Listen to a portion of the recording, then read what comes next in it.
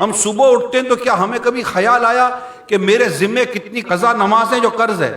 ہمیں اپنے مال کا قرض ہونا یاد ہے، پیمنٹ کس کس کو کرنی ہے یہ یاد ہے، کس کی کتنی چیزیں دینی ہے وہ یاد ہے، اگر یاد ہے، باقی تو یہ بھی یاد نہیں ہے۔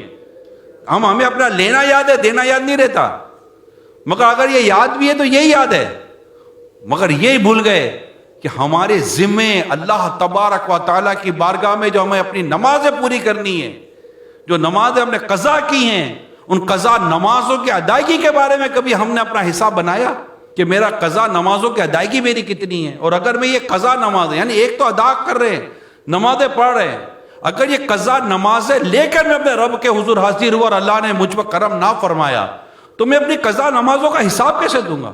آج بھی ہم سے پوچھ لے، بتائے جناب آپ پر کتنی نمازیں قضا ہیں؟ ہمیں نہیں پتا، جبکہ ہوتی ہیں۔ میجورٹی نمازی پر نماز قضا ہیں مگر ان کو نہیں پتا۔ اب بولو اگر کیسے پتا چلے؟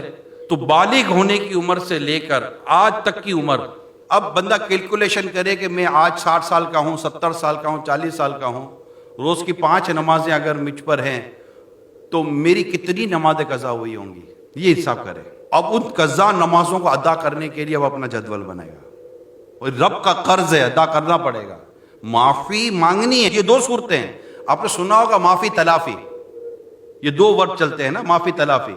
معافی اس گناہ کی جو میں نے نماز قضا کر کے کیا، تلافی اس کی جو میں اب ادا کروں گا۔